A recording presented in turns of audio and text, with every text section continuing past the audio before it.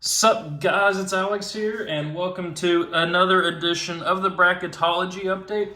This one just might be the last one of 2023. Not a ton of games going on over the past couple of days and moving into the next couple of days. We got college football bowl season going on. We got the holidays going on with a lot of teams spending time with their families, not having games, as they should for college basketball. No need to be like the pros to where you're getting paid to play on the holidays. But hopefully you guys had a great holiday season. I know I did. Hopefully you and yours were able to spend time together. But as you know, the grind don't stop for everybody. We have Bracketology coming out here. Joe Lunardi updated it right after Christmas morning, 9:15 a.m. on the 26th. Today is the 27th when I'm making this video. So that's why it's the December 27th Bracketology update.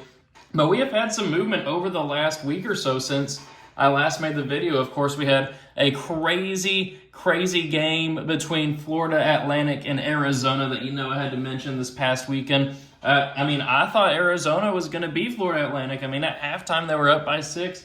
Florida Atlantic stormed back, forced 2 overtimes, and ended up winning in double overtime. So congratulations to Florida Atlantic.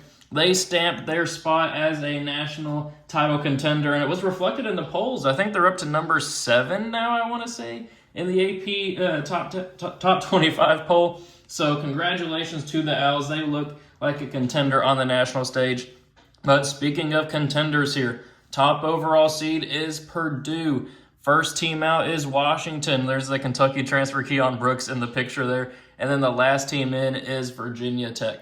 So if we take a look here at the bubble, last 4 byes are Mississippi State, Florida, Michigan State, and South Carolina, heavy on the SEC there. Michigan State, of course, was one of the number 4 in the AP poll, the preseason poll, found their way out of the tournament here on the bubble. They've kind of been living here over these last couple bracketologies here in this section here with these 16 team groupings here. But now they find themselves in the last 4 byes out of the play-in game. Last 4 in are New Mexico, Kansas State, Texas, and Virginia Tech. Want to take a second here and talk about Kansas State and Texas. Texas, another team that was ranked super high to start the season. They had a 1-point win at the buzzer over Louisville. That was a harbinger of things to come. Now find themselves here in the last 4 in a play-in game. Kansas State as well. High expectations for this team, of course. Wasn't going to match the 3 seed that they got last year with Marquise Noel, but there were still high expectations for this team to perform well, and now they find themselves here on the bubble. First 4 out are Washington, Nebraska, Butler, and Utah State, and then the next 4 out are Texas Tech, Cincinnati, St. John's, and TCU. TCU went from being undefeated to now having 2 losses and finding themselves out of the tournament. So now we'll take a look here at the bracket. Taking a look here at the movement, we got Virginia down to an 8, Oklahoma down to a 5, Kentucky up to a 4, Villanova up to a 6, Akron down to a 14, and FAU, as I mentioned, now up to the 2 line with that huge win over Arizona. In the South Regional, we got Houston now up to the 1 line, one of, I believe, 3 undefeateds left in college basketball. Then we have Colorado down to an 8, Nevada up to a 9, Auburn down to a 5, Grand Canyon down to a 12, Creighton, another team that's been disappointing lately, down to a 6. I want to say they were a 2 seed to start off the year, but now find themselves down on the 6 line. South Carolina up to 11, Wisconsin up to a 3, and then we have some movements there in just the automatic qualifier conferences. In the East Regional, we got Utah up to an 8, Colorado State up to a 5, Liberty up to a 12, New Mexico falling down there to the playing game on the 11 line, Ole Miss up to a 7, and UConn down to a 2. So over in the West Regional, we got Providence up to an 8, Iowa down to a 9, Baylor down to a 5, North Carolina up to the 4, Wilmington new to the field there as a 13 seed. I'm sure there's a ton of people that go to Wilmington there that root for the Tar Heels, so that'd be an interesting conundrum there if they end up playing in the tournament. Texas A&M up to the 6, Texas down to an 11, and Virginia Tech new to the field there. BYU up to a 3. I believe they're one of the remaining undefeateds. Maybe I'm wrong there, but I think that's why they're up to the 3 line now.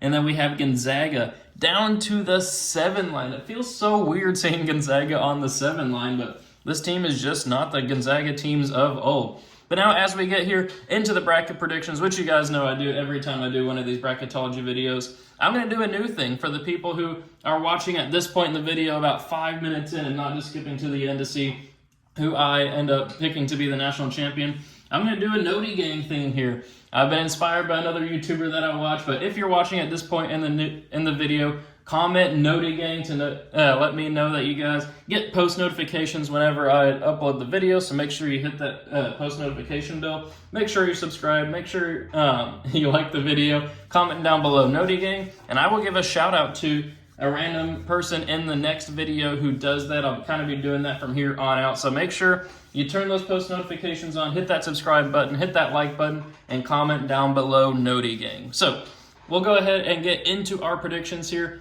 We'll start here in the top left regional. I'll kind of go region by region instead of round by round. Up first, obviously, we'll have Purdue beat the winner of Southern and Merrimack.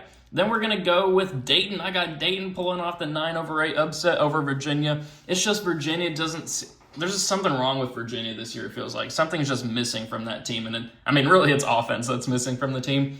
Then we'll have Oklahoma moving on past Indiana State. Kentucky beating Indiana there. Indiana as the 13 line. The only reason they're in the tournament at this point is because they're 1-0 in Big Ten play, I believe, against Michigan. So that's why they're in the tournament there as a 13 line.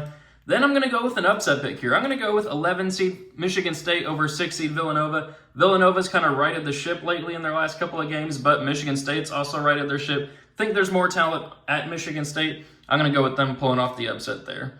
Then we're going to have Clemson here moving on past Akron, Ohio State beating Mississippi State, and FAU beating Morehead State, which Morehead State gave Indiana some trouble at Indiana a couple of weeks ago.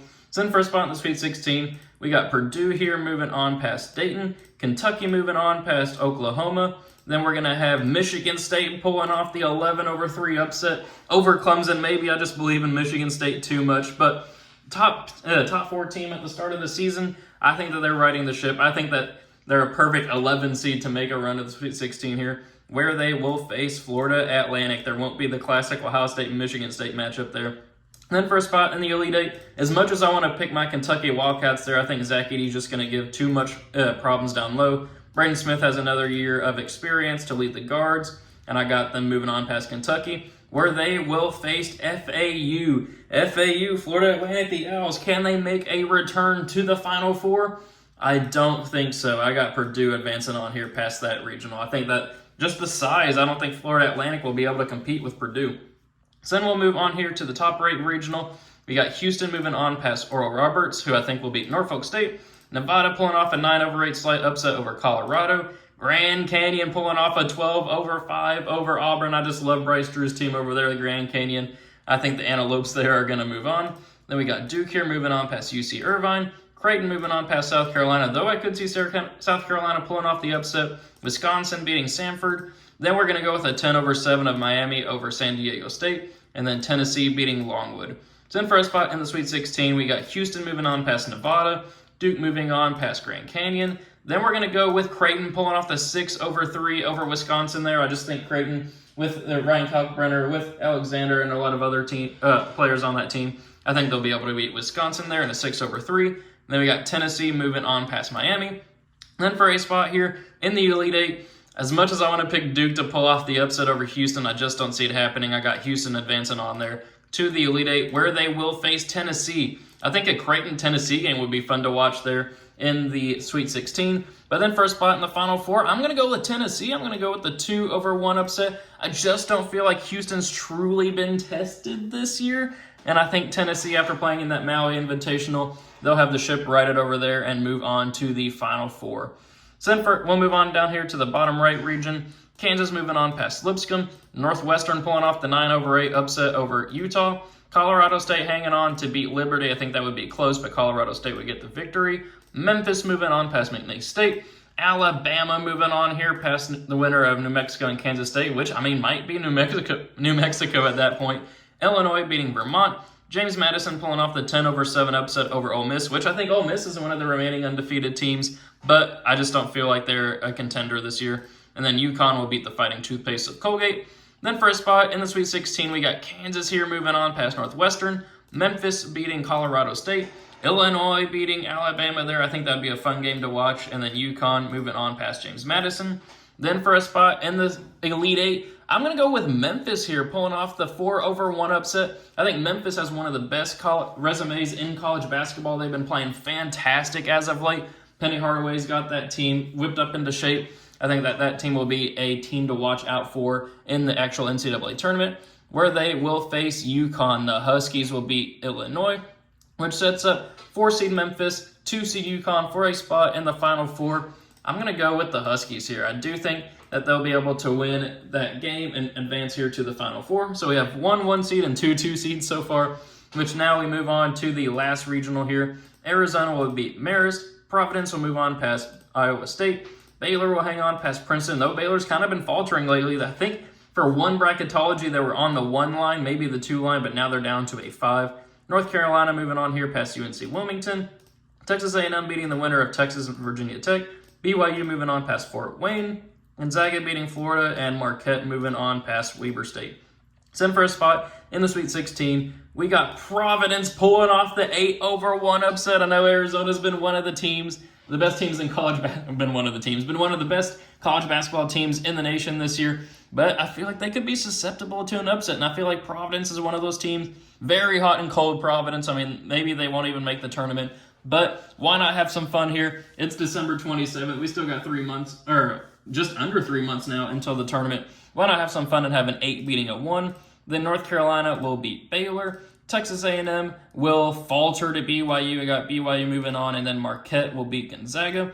Then for a spot in the Elite Eight, I got 4-seed North Carolina advancing on there, past Providence, and then Marquette moving on past BYU. Though Marquette has not looked too good lately in college basketball, but I think that they will move on there. I think they get a favorable draw here in that kind of like lower pod, which sets up 4-seed North Carolina, 2-seed Marquette for a spot in the Final Four.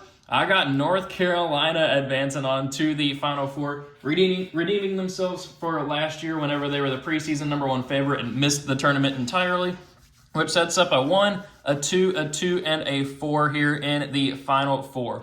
So first spot in the national championship game, I do have Purdue moving on past North Carolina, and then I will have UConn moving on past Tennessee, which sets up Purdue and Connecticut here for a spot, or for the national championship. UConn, the defending national champions. Purdue, a team with tons of preseason expectations over the last couple of years.